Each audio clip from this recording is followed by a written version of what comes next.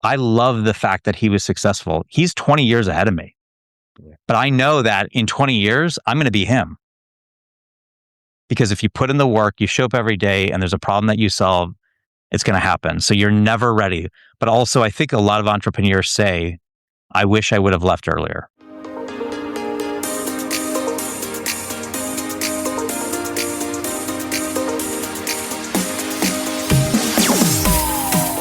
Entrepreneurs, getting this show up and recorded is an entrepreneurship journey in itself, where we've connected. We had tech issues, we had reschedule issues, and it brought us here now, maybe 4 or 5 months here, a big connection from Melanie. So thank you for that. But today we're bringing on someone who spent over 2 decades producing and developing some of the most successful, both scripted and unscripted shows. And we were talking behind the scenes. I'm a big Sons of Anarchy fan. My whole friend group growing in college was. So he's done that with many Emmy-winning creators. Now he's taken everything he's learned in TV, hooking attention, unforgettable stories, building binge-worthy brands, to helping you, the hustling entrepreneur, do the same. So Brad, thank you for coming on. Thank you. It's such a pleasure to meet you virtually, and for the connection from Mel, for us to have this day. And who cares about the journey? I know people care about the journey, but today it's about the destination.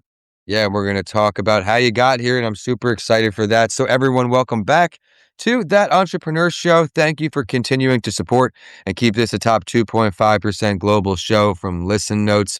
We're diving into another entrepreneur's journey who's going to talk about how he got here, the ups and the downs and everything in between. And as I mentioned, if you're a fan of shows like Duck Dynasty, Zombie House Flipping, Brickleberry, there's so many more.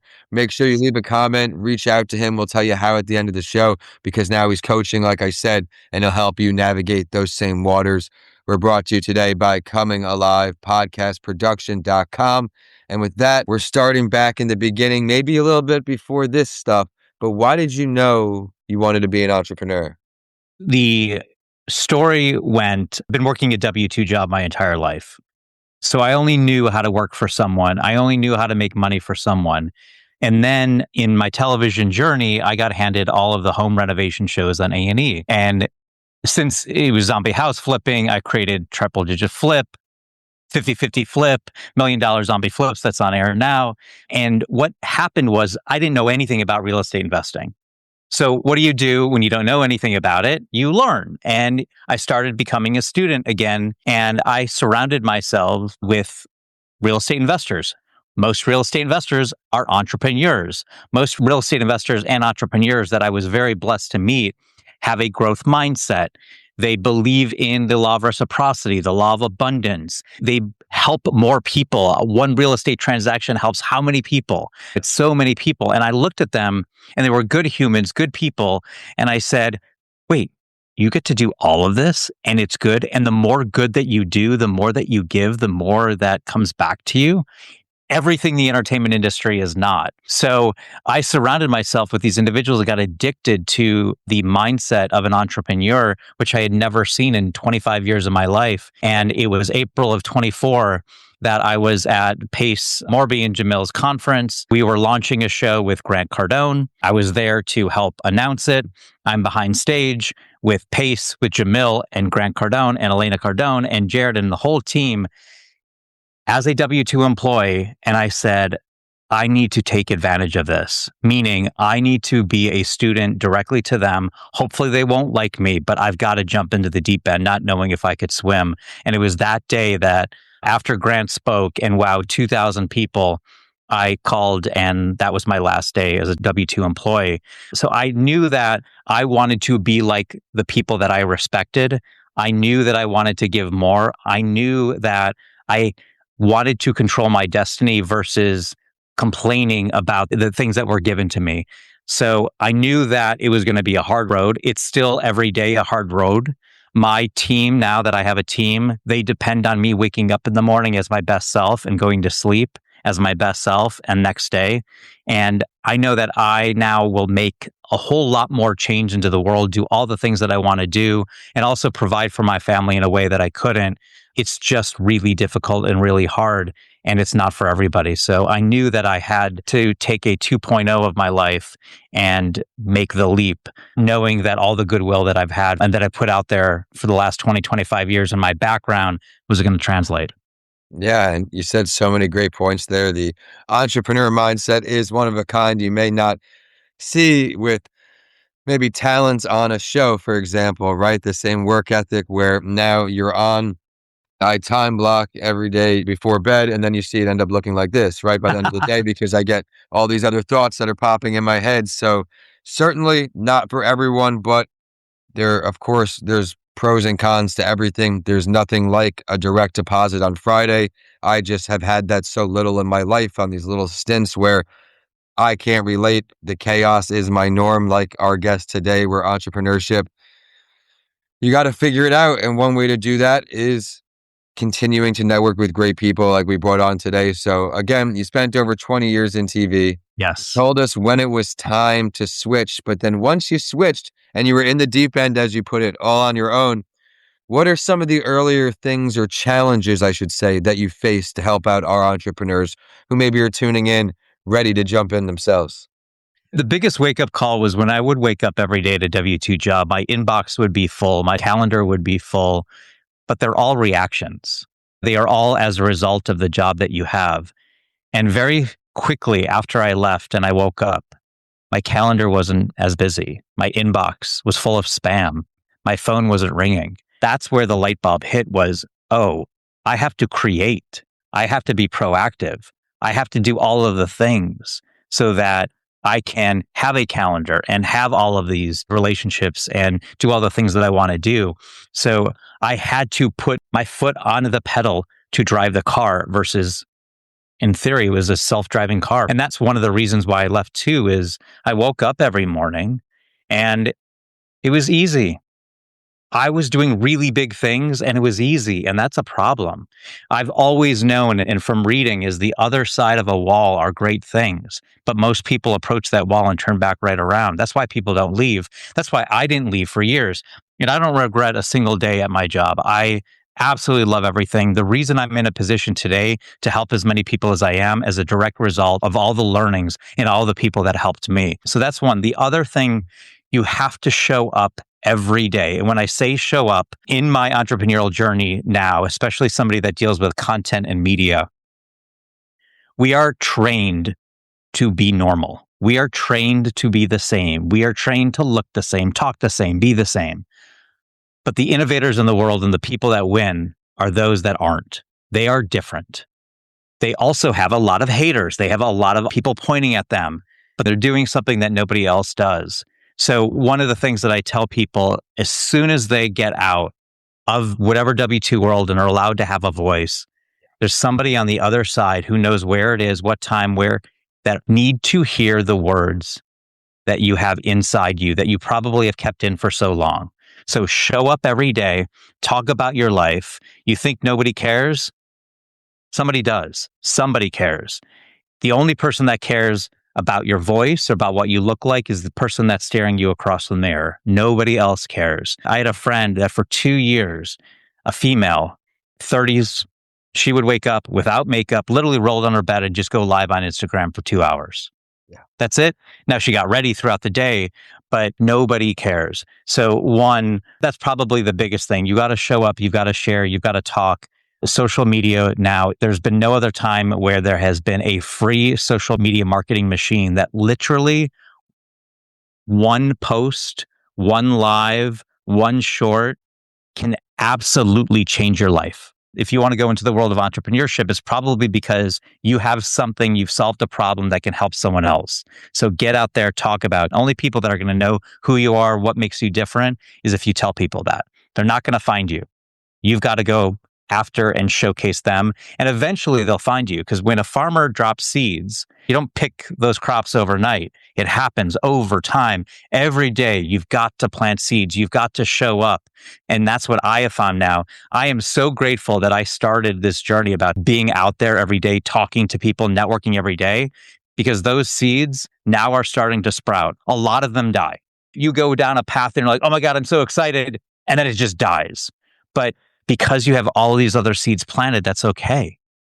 And then all of a sudden one comes up, somebody says yes to your high ticket product or a consulting agreement, or ask the magic question, how can we work with each other? It's because you put the work in before. At a W-2 job, none of that happens. It's all just reaction. And then somebody says, hey, congratulations, your salary's flat.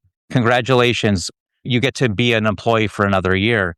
And that's also one of the reasons why I left. Was in 23, I had my best year ever in my career, in my television career. I was killing it. I produced more hours of television, created more shows. I was at the highest of levels, and I was rewarded with a flat salary and a bonus that was lower. So I'm like, okay, if the only thing that I receive is a financial reward because I wasn't getting promoted, my job was expanding because I wanted to do more. I wasn't getting paid for it. I said, you know what? Instead of complaining or being miserable, I can do something about it. And that's when I left. And all of these lessons I have learned by doing, but also there's books, there's podcasts, there's connections, podcasts like this that will help you. You will be able to move forward. And if you truly have a gift and you have a problem and you know how to solve that problem, and that problem is shared by many others, you are going to do very well in the world of entrepreneurship. I hope you're enjoying today's show as much as I am leading the discussion. Remember to subscribe to stay current on our shows. Oh man, I don't even know where to start. So many great points. And I know why Melanie hooked us up on my Vincent A. Lancey website. The quote at the bottom is, it takes one call, one conversation. Oh, I didn't know that. We got alignment there. Yeah, because it comes from my baseball coach. We won our district, the Little League World Series year, and then lost shortly after. But it was always one hit, one error can change the course of a game. But in entrepreneurship, one conversation, one referral can really change your life. So I love that. I also like how you talked about the haters thing as you start to make progress. And I'll tell you a real story that is like yours, where someone I considered one of my closest of friends growing up, seen the most. You don't have a real job. It will not make money. It's a joke. You hear these things, and we're still friends, of course. But as far as day to day, it's tough to take in that type of statement. But in entrepreneurship, you do know you're knocked down every single day. So it's one ear out the other. But I definitely thought of that situation on my own as you brought that up, and that's challenging. But you also made a couple other good points there too, where you really stepped into this. Like the more you're sharing about you jumping from corporate, you truly knew it was time. So if there's someone else, just a piece of advice that maybe you can offer, but you're still doing the same things, you're still going to corporate, like you haven't looked back. I have looked back. I have 100% looked back. I question the jumping off. I many times struggle with, should I just go back to the comfort life? That's normal. And I don't know if there will be a time that I don't feel that way. I think we need employers and we need employees. There's more employees than employers in this world. It's perfectly okay to say, oh my God, it's so sexy to be an entrepreneur. I want to do it, but it's not right for everybody. And it's okay to be an employee. You can make a ton of money and make a huge difference by being an employee. So I want to say that it's okay. You don't have to. In fact, my goal is to make my employees so rich and so wealthy and so knowledgeable that they will have a massive skill set and demand a salary that I cannot afford. That's my goal of my team, to do that. But in terms of timing, every big event in my life, I was never ready. That was my education. I was never ready to get married. I was never ready to have a child. All of it terrified me. I was never financially ready. I was never emotionally ready. All of the things. You are never ready. But when it happens, there's a light switch that turns on that you did not know you have. So for me, I 100% was never ready to be an entrepreneur, to never jump. I was making decent money. I had insurance. I had a retirement account. I had all of the things. And I was going to say, no, thank you. No, thank you. And move. I don't think there's anybody on this planet that would be ready for that. What I was ready for is looking down 2, 3, 4, 5 years from now for that life. I was looking for that. I also had surrounded myself with individuals that were successful for a very long time. And I looked at them and I said, they are special people. I'm not that much different. I just haven't put in the work like they have. And if I show up every day, one of my friends who's a real estate investor, he said, the only way you fail is if you quit. That's the only way in entrepreneurship. If you fail, you quit. And most entrepreneurs quit. Most businesses fail, but it's the one that doesn't. I have a friend who is an entrepreneur. He is a very successful entrepreneur now. He is 45. He, for 22 years, had startups that failed and failed. And I know his wife, longtime friends, one of my fraternity brothers. About 4 or 5 years ago, he created a little company called StockX. StockX, if you don't know, is the largest trader of shoes and since expanded. Their valuation is now a couple $2 billion. What you see him as the CEO of StockX, what I saw was the startup after startup on Facebook, marketing, sales, struggling. Was his wife going to be with him? Now all of a sudden he has kids. How is he going to support the kids? How is he going to support the family? And now he literally is exactly where he needs to be, not only because he's a good human and he has given so much in his life and he's taken care of so many people, but he solved a problem that people had. And he solved a problem that people had and it just hit. It was timing. It was expertise. He would not be able to do this at 25. There are people that at 25 can do this. He could not. He had to go through that journey of failure after failure to get at 45 a multi-billion-dollar company. So when I look at him, I love the fact that he was successful. He's 20 years ahead of me. But I know that in 20 years, I'm going to be him. Because if you put in the work, you show up every day and there's a problem that you solve, it's going to happen. So you're never ready. But also, I think a lot of entrepreneurs say, I wish I would have left earlier. I don't say that because that just wasn't in the cards for me. And I know that my W-2 world is the reason why I'm distinct and different in entrepreneurship. I bring a resume and experience that nobody else has in what I'm doing. So every day, and I still do it today. I've now chosen what I want to do in the industry, in entertainment versus being reliant on what's handed to me. So that's where, again, my biggest advice is if you know that you're destined and you have a problem that you know you can solve, you just have to jump. You have to leap. Think about Maslow's hierarchy of needs. On the bottom is food and shelter.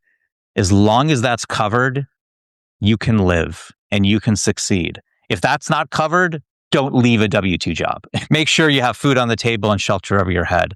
You do not want to lose everything because of a dream that probably won't work your first time out or your second time out, or your third time out, but you got to put in the reps. Oh man, so many great points there. And yeah, I do recommend having a runway of some money before jumping into entrepreneurship. I had a very little runway, and I was a speaker and then a mental health author. And then COVID hit, where there's no more budgets and schools are extremely understaffed. And that's a very hard area to monetize enough to be reliant on that being my income. So then we start ghostwriting, right? And then we start producing podcasts. So the evolution's there. But before I let you go, it's game time at the end. Which entrepreneur throughout history, Brad, would you choose to sit down with and pick their brain? I'm going to give you a popular answer. I think a popular answer. I would do anything to have a conversation with Warren Buffett. Not as popular as you think, but is one of the more common ones for sure. You really get the Bezos and Musks regularly. But I'm going to ask you why, though. Why your choice? He has created the life that he's wanted to live every day. Where is he? He is not in a big city. He's in a tiny town. He does one thing every day that I completely respect. He spends more time reading and learning than anyone on this planet. And that has related to the success. So for me, it's not about the wealth. It's not about the picking of stocks or whatever. Like, I don't know how to do any of that. It's his life ethic, He chose a life that he wanted to live. And when you're as good as he was, the life comes to you. The other person we know that does that is Mr. Beast, has a compound in Greenville, North Carolina, that has become a farm for content executives. They will move out of LA, New York, wherever to go to Greenville, North Carolina. There's Greenville, South Carolina, that's really nice and big. There is nothing in Greenville, North Carolina. But Mr. Beast, Jimmy, wanted to build this life. The same thing with Warren Buffett. And the other big thing is when you look at a book, 20 years of somebody's background has been put into a $20 item. Yeah. How ridiculous is that when you think about it that way? Yeah. So this guy literally reads, 2 to 4 hours every single day, because everything that has been talked about or educated is in a book. And then you take the summation of all of these things. Do I like this, not like this? And then you create your own path forward. But it's all on the basis of other people's paths that they've already paved. Nothing in this world do you have to do alone. Nothing that you can mimic. You can steal like an artist, which is a great book as well. So for me, I certainly don't do it as much as I do, but you need to do it in small steps. And one of my mentors says, read 8 pages every day. 8 pages. And I'm not saying listen every day. That's a whole other debate. Yeah. Read 8 pages every day. Your life will change. And that's incredible advice there. I have a pretty similar goal, but not the same. I do 5 pages every day, 5 pages in the morning. And there's something where I actually finish books now, right? Because in the entrepreneurship world, I just get so many books and they don't get. So thank you for that. But before we let you go, now we need to know where to find you, right? Everyone, be sure to subscribe so you wouldn't miss an episode like today. Absolutely lights out. Thank you for bringing your A game. Where's the best place to find you? So I have a wonderful app. It's a web app. That's the only place you can find me right now. It's findyouronly.app, findyouronly.app. And it's all free. There's no cost. There's nothing. And in 8 questions, you can find out what makes you distinct and different in what you do. It's really awesome. It's incredible. And then you can connect me with there. The other place to connect me, if you search my last name, because it's unique, it's Holcman, Holcman. LinkedIn and YouTube, I post every day, every single day on those platforms. You see me active. I connect with so many people on those platforms. It is amazing. It's awesome. So findyouronly.app. It's wonderful. Probably 1,000 people now have taken it. And I get the recipient of their statements. And there are a lot of really special people in this world, a lot of really special people. But yeah, connect me with there and then on LinkedIn and YouTube. All right. I put it here in the information sheet. Everyone talk to him exclusively on findyouronly.app. And I got everything else he's listed here. And again, my name is Vincent A. Lancy. Be sure to subscribe, leave a review, and share this episode with someone who would find value in it. We had a great one today. We'll have to bring you back in about 6 months to get the updates because I could see that your trajectory is only going more and more. And again, everyone, if you haven't checked out Sons of Anarchy, if you're a little younger listening on to the show, lights out show. Can't say enough about it. But with that, signing off here today. Brad, thank you again. It's a pleasure. Thank you.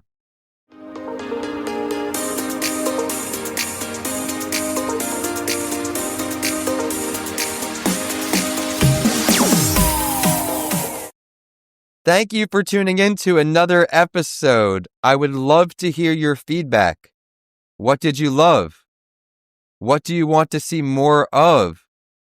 Are there any questions you would like me to ask the guests who come on the show? This show is not possible without you, the amazing listeners, so please email us at podcastsbylancy@gmail.com and let us know what you think. We'll also feature you on a later show. Please remember to subscribe to stay current with our amazing community of guests who will continue to come on the show, sprinkled in with solo episodes from me, Vincent A. Lancy. With that, I look forward to introducing more shows to you each and every week. And with that, we're signing off today. Enjoy the episodes and make it a great day ahead.